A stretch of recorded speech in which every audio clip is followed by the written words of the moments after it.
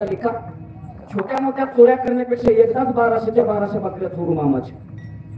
देवा, तुमची आमची बुद्धी फार कमी आहे. जेवढी बुद्धी कमी तेवढे विचार सुद्धा आमचे कमी आहेत, पण संतांचे विचार मात्र डोंगरा एवढे आहेत. लक्ष द्या माझ्या.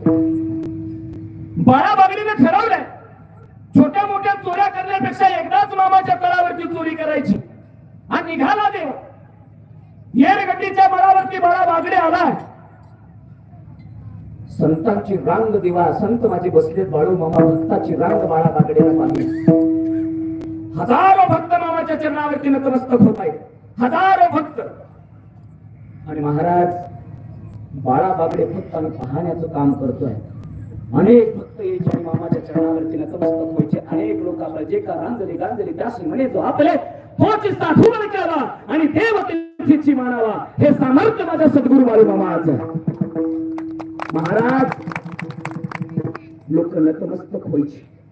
बाळा बागडे फक्त पाहिचा दिवा.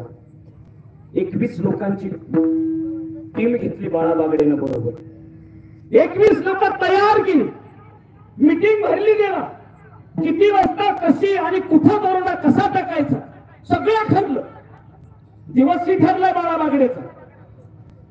महाराज ज्या रात्री बाळू मामाच्या तळावरती दरोडा टाकायचा त्याच दिवसभर बाळू बागडे मामाच्या तळावरती फक्त आणि फक्त मामाची देखरेख करत होता. लक्ष द्या माझ्याकडे.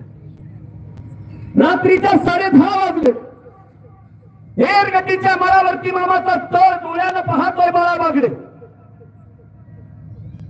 अर्ध्याच किलोमीटरचं अंतर आहे देवा. 21 लोकांची टोळी निघाली दरोडा टाकायला. बाळा बागडे दरोड्याचा मेन आहे. 10:30 वाजल्या देवा. 11 वाजल्या तरी मामाच्या तळावरची गर्दीच कमी होईल. भक्तांची रांगच्या रांग आहे. 12 वाजता तळावरची गर्दी कमी झाली देवा. आणि बाळा बागड्यानं गड्यांना सांगितलं, ए गड्या हो, आता मात्र मामाच्या तळावरती दरोडा टाकायचा आहे. अर्धाच किलोमीटरचं अंतर आहे देवा. डोळ्यानं बाळू बागडे पाहतोय मामाचा तळ. 21 जण निघाले देवा दरोडा टाकायला. अर्ध्या किलोमीटरचं अंतर अर्ध्याच तासात पार करायचं ठरलं 21 जणांचं.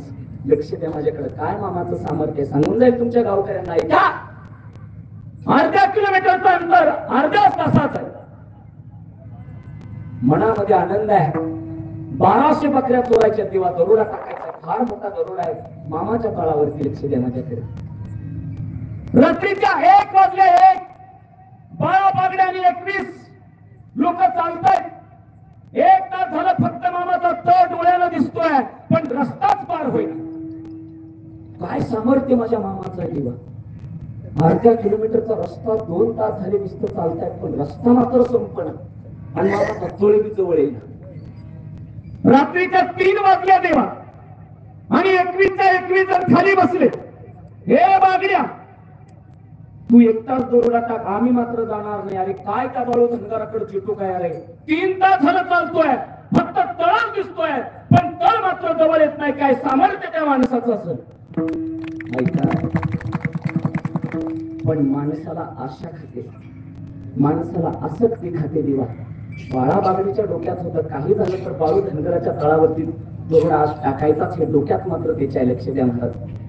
बाळा बागडे सांगतो, गड्या हो, ही जर चोरी आपण केली ना, ज्याला पैसा नाही त्याला पैसा मिळेल, ज्याला संपत्ती नाही त्याला संपत्ती मिळेल, ज्याला सोनं नाही त्याला सोनं मिळेल, ज्याला घर नाही त्याला घर मिळेल.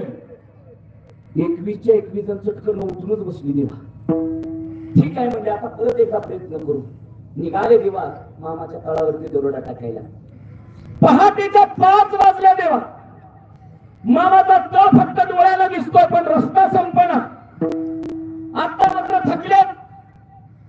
बाळा बागडेचं पाय धरलं. सांगितलं, हे बाळा, तू एकटाच जा दरोडा टाकायला. आम्ही तुझ्यावर येणार नाही. तुझं सोनं तिकडे मातीत घाल.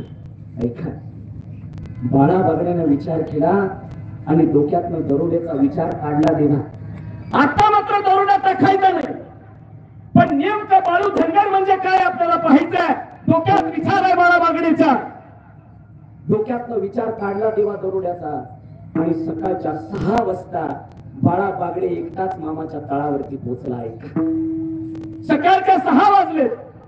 एका बाजेवरती मामा बसले. काय मनोहर रूप आहे माझ्या मामाचं. डोक्यावरती लाल कलरचा